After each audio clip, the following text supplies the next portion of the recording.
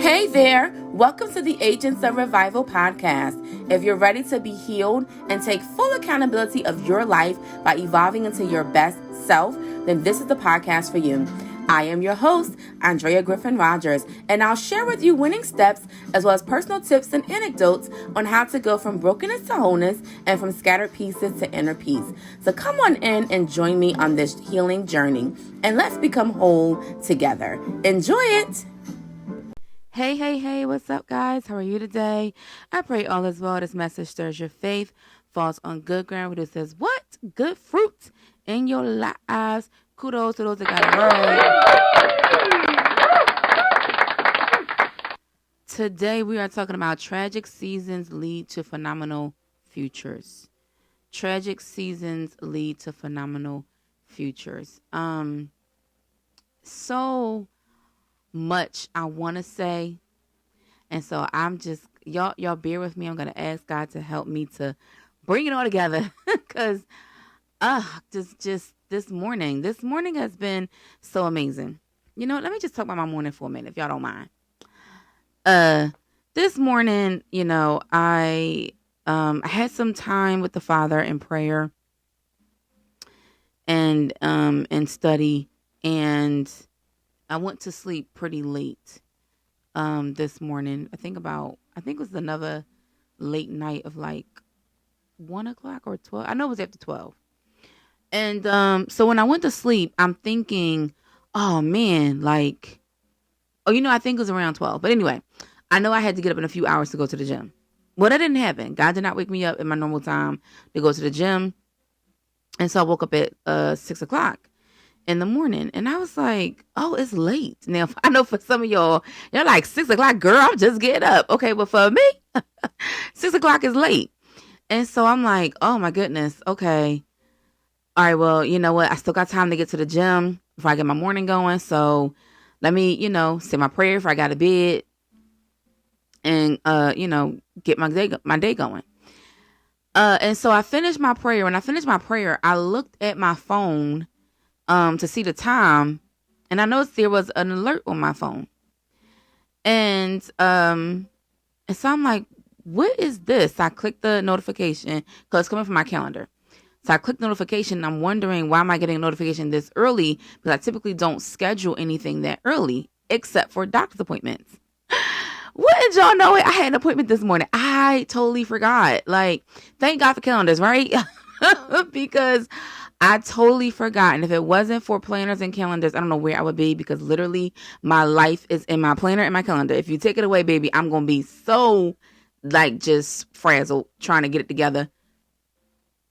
So I look at the calendar, and I'm like, are you sure? So I go into the doctor's office app, and I'm like, let me see. Do I really have an appointment today? Because I thought it actually was for tomorrow. Okay, it actually is for today. And I'm like, oh my goodness. Like, I have an appointment for today. Okay, so I'm trying to figure out, just trying to get myself together. And I'm like, all right, well, I'm not about to go to the gym because I got to get to the doctor's. And while I'm getting ready, I was listening to so many different messages that was just so encouraging and powerful. And it reminded me of what I've been through in my life. And I was hearing testimonies from different people that were talking about how, you may look at the drought. Particularly one person was talking from 1 Kings chapter 18, where Elijah prays for rain because he had prophesied and that 3 years there would be no rain in the land and in Israel. And so sure enough, there was no rain. And then he prayed for rain, and God brought the rain. And he talked about how when Elijah sends the servant up to go look for the rain, his servant, each time the servant will go up and will say, I don't see no rain. Like, there is nothing up there. I don't see no rain. I don't see no hope. I don't see nothing changing. What are you talking about? 7 times he went up to go look for rain clouds. And each time the servant says, I don't see anything. What are you talking about? And so finally, on the seventh time, so rather 6 times he went up, but on the seventh time, he comes back to Elijah because Elijah believes that what he prayed for is going to be manifested, even though it don't look like what he sees. Like, they've had drought. It's been a dry, crummy, tragic, if you will, season for a long time. So it's not looking like what it's supposed to look like. It don't look like what he prayed for. He prayed for rain, and it's not looking like rain is coming. And so the servant goes up, and the servant is like, probably like, bruh, is something wrong with you? Okay, you keep asking me to go do something. There is no rain. Stop asking me. But out of his obedience, he would keep going to look for rain.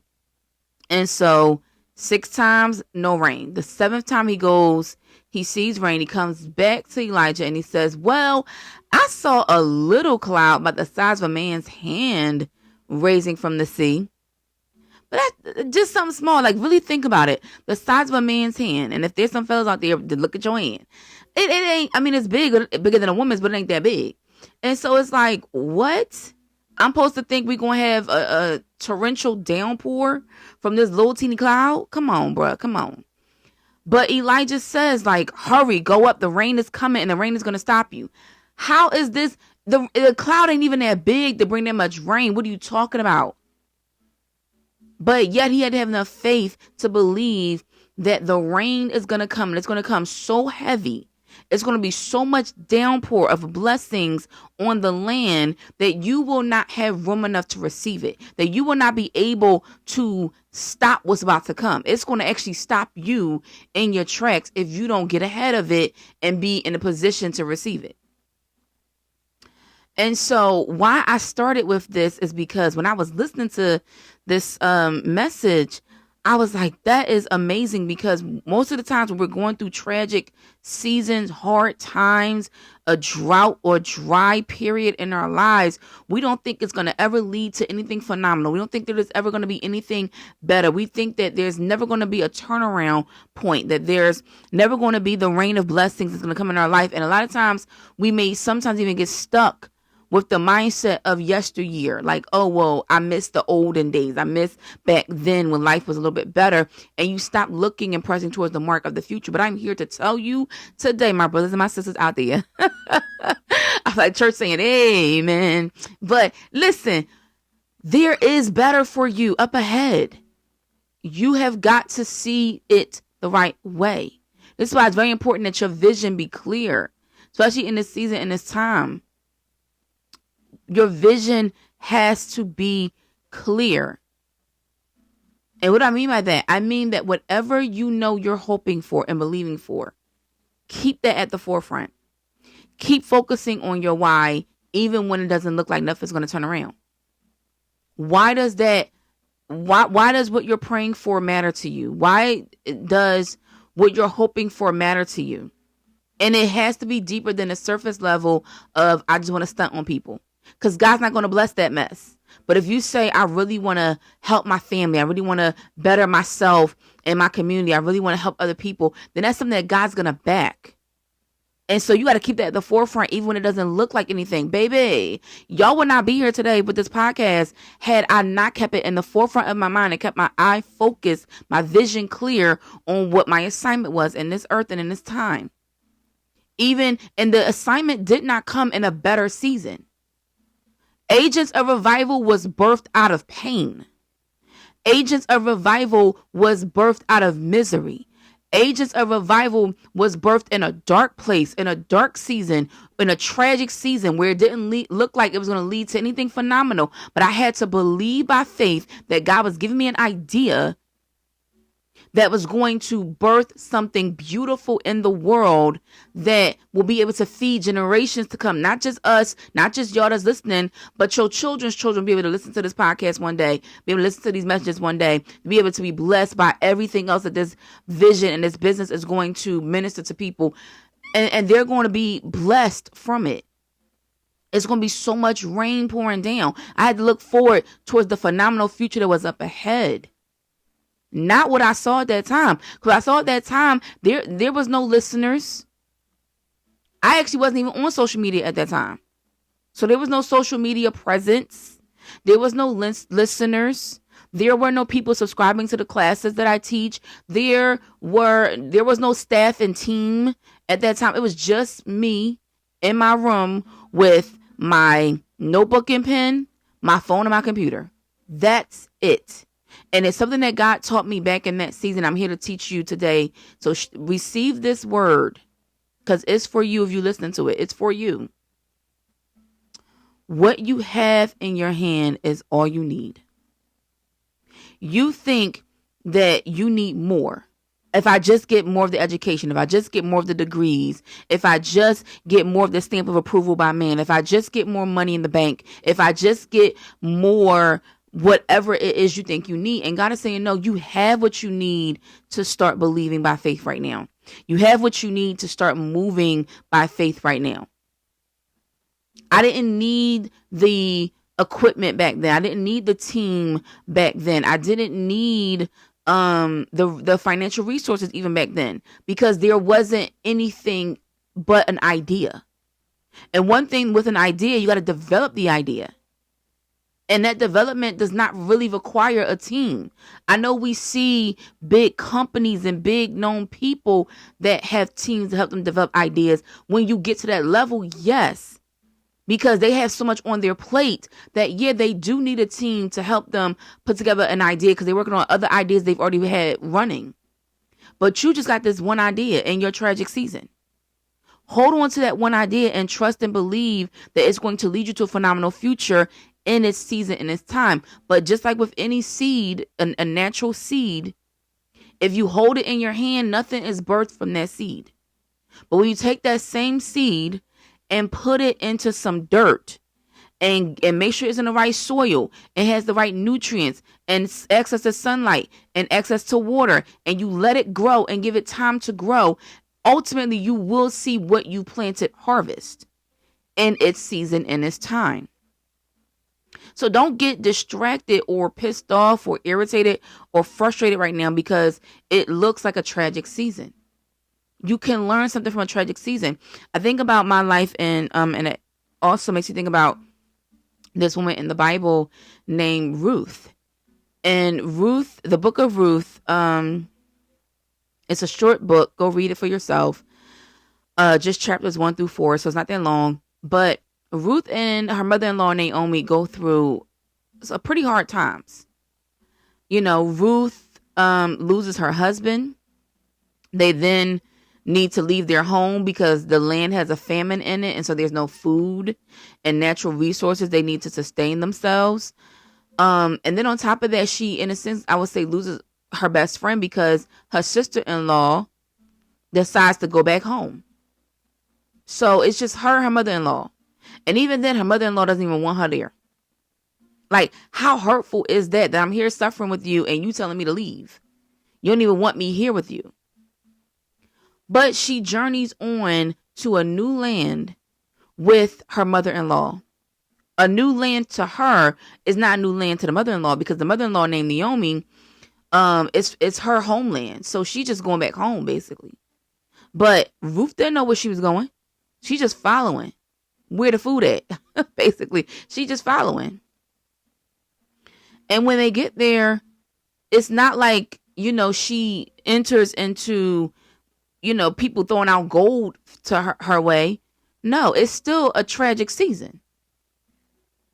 Though she changed locations. And that's a word out there for somebody. A lot of times people think that if I just leave this place that I'm at, then my season or situation will get better.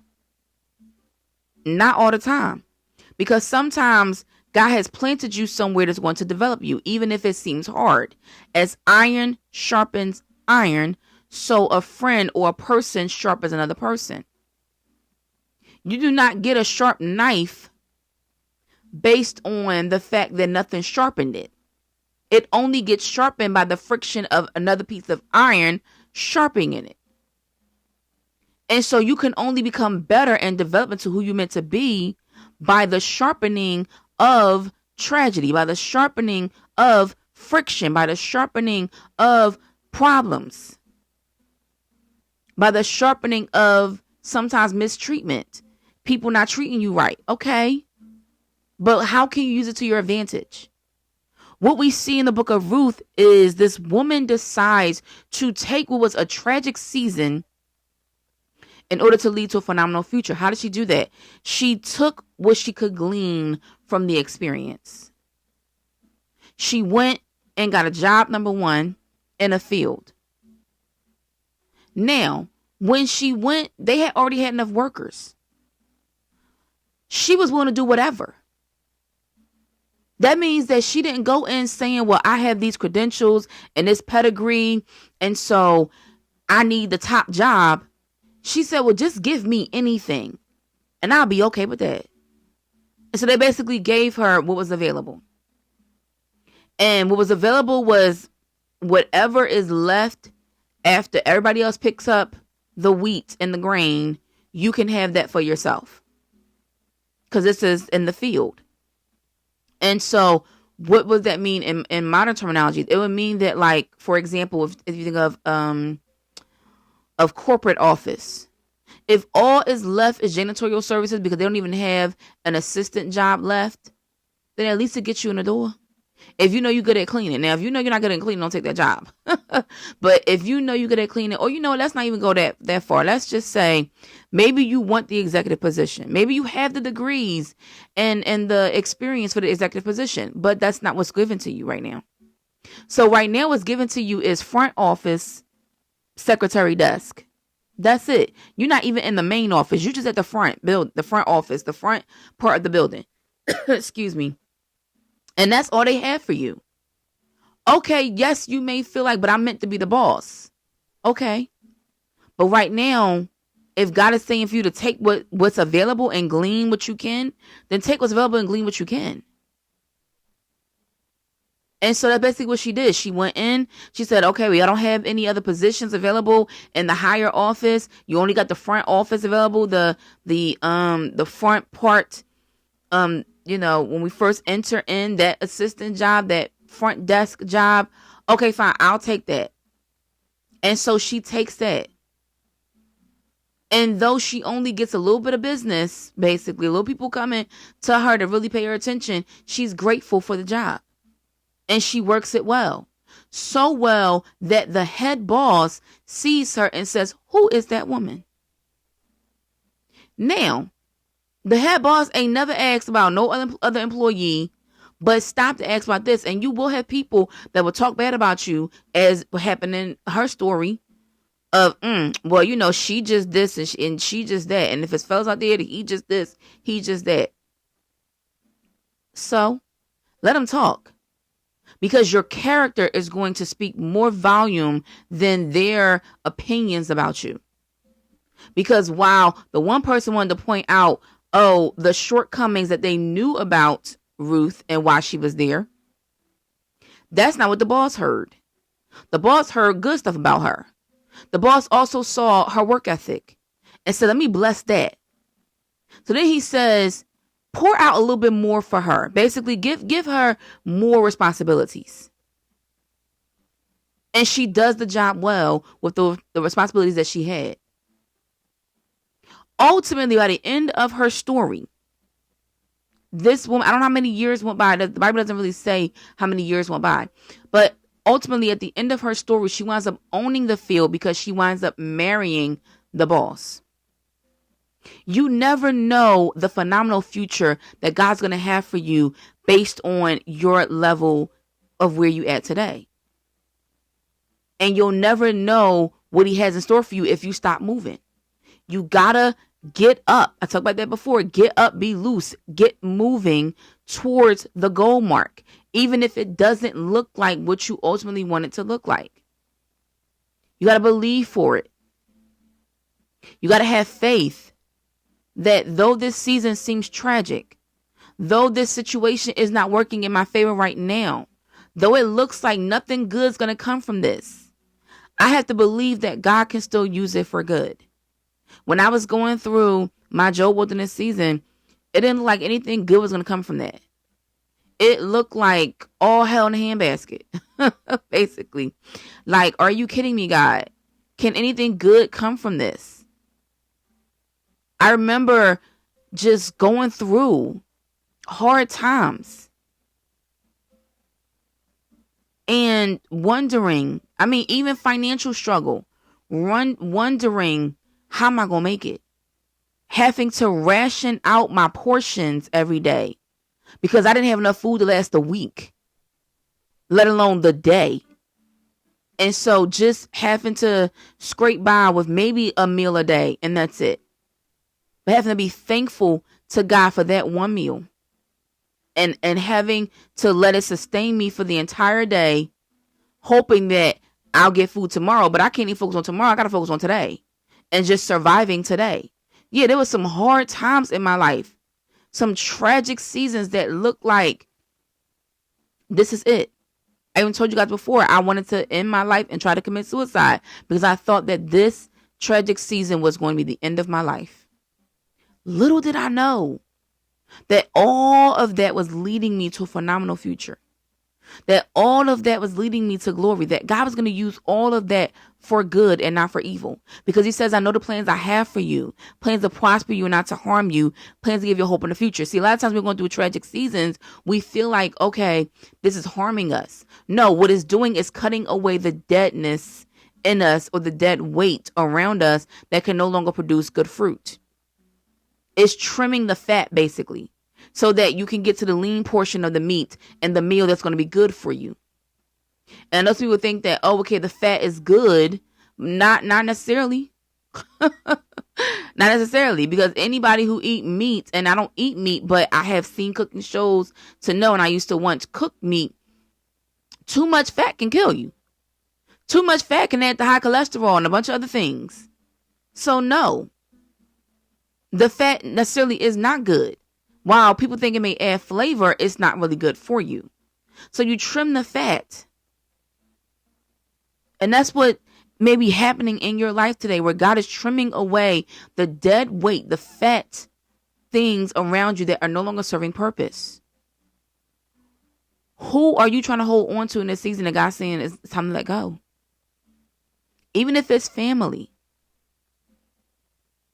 You have to understand that in order to follow Jesus and follow where he's leading you to see that great glory, that phenomenal future that he has in store for you, you're going to have to give up some things, and that includes some people.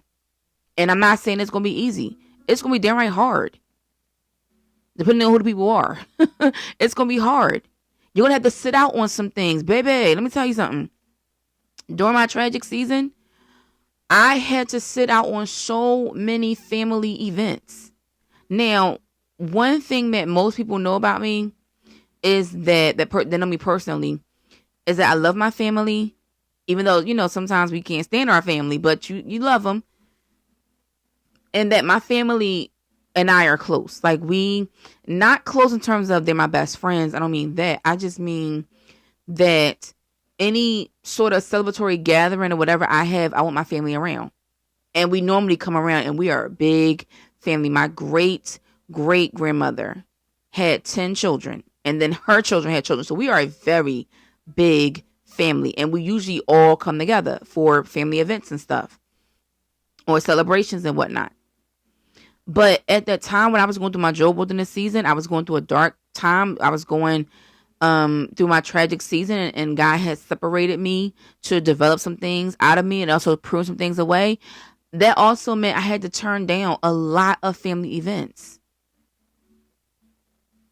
Even some events I was able to maybe go to a part of it, but couldn't stay for the whole thing.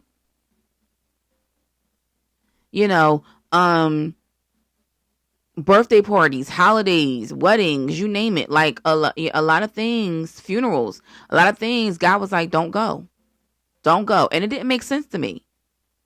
Especially knowing how much I love my family. It didn't make sense to me. Like, God, why? But that's because he was developing something in me.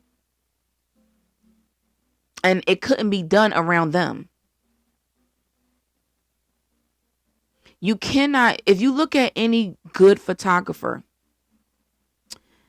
they cannot develop the photo in a room that's full of light. It's not going to work. So they develop the photo in a dark place. There's solutions and things it has to go through. There's a process that photo has to go through before that photo is given to you and you see it clear as day. And everybody's able to enjoy it when it comes out of the dark room. God is putting you in a dark room for a reason. He's taking you through a tragic season for a reason. It's uncomfortable, yeah. Do you really think that the film you gave a developer to develop for your photos wanted to go, I mean, if it had feelings, wanted to go through the process of development in order to get to the final product of a picture you could show everybody? No. But ultimately, you're happy. You may have not even wanted to give it away because the film, you wanted to see the picture so badly.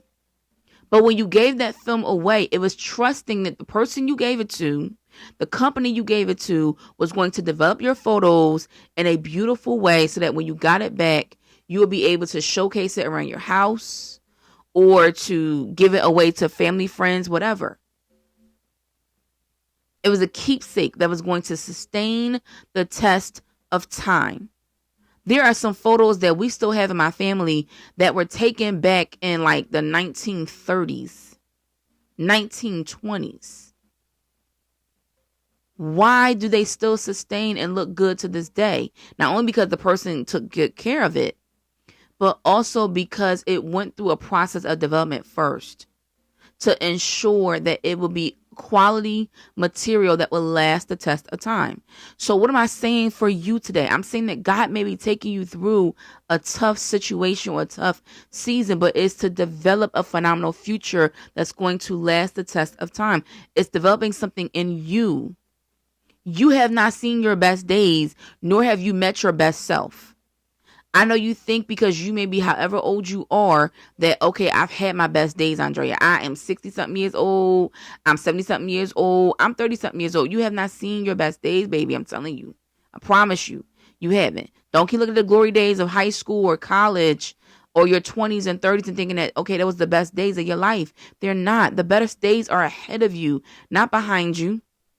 Because if you have lived your best days, you will not be here today to listen to this podcast. You will be dead. Because God would have said, your time is up. I have no more use for you in this earth. But since you are here, that means God still has something to do in your life. And so you got to just keep believing by faith and persevering through the storms, trusting and believing that what once seemed tragic, you'll wind up laughing about because he gives us beauty for ashes.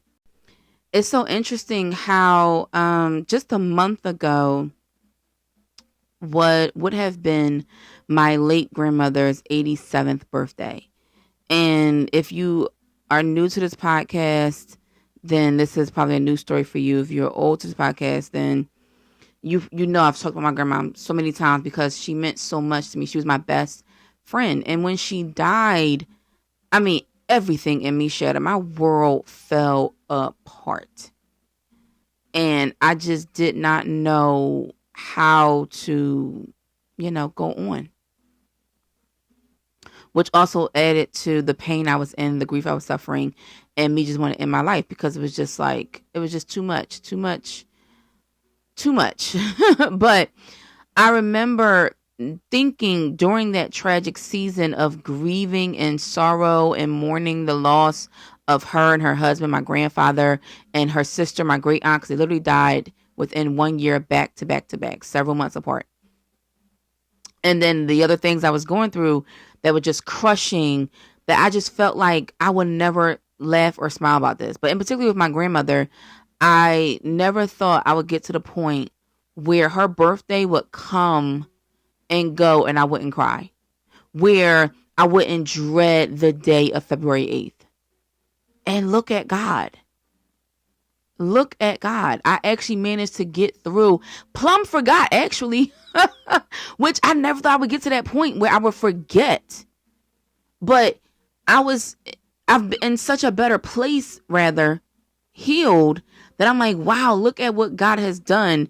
He has given me a phenomenal future that does not have that pain anymore of dreading a day that reminds me of the pain I once suffered when I lost somebody I love. And so I'm here to tell you that tragic seasons do lead to phenomenal futures, but you got to just keep your focus. Keep your eyes focused on the prize. Let the process take its course. Glean what you need to learn in order to grow in that season, and then use the lessons to your advantage in order to teach, or excuse me, in order to reach the goal of becoming a healthier you. But you got to go through it. But don't keep saying, what was me? What is it teaching you? How can you turn the lessons into victory? How can you turn the sorrows into joy? You may not know how to do that now, but maybe that could be your prayer of, God, how do I take this process of development and use it for my advantage? What's the strategy here, God? Ask him, and he will give you what you ask for. He will give you the wisdom you ask for, but make sure it's fully in him, because God does not want you to perish. He wants you to have divine guidance, because where there is no vision, the people perish, or they run wild if they do not accept divine guidance. And so he doesn't want that, but he wants you to receive his wisdom, because when you receive his wisdom, you receive joy, you receive peace, you receive grace to run your race, you receive rest for your soul, you receive a new way of living when you allow God to lead you. And so understand, it may seem tragic right now, but tragic seasons lead to phenomenal futures. All right, I gotta go. So may the Lord bless you and keep you, cause his face to shine upon you. May Lord our God be gracious to you, show you his favor, and give his shalom, give his peace. Take care. Love you guys. Bye now.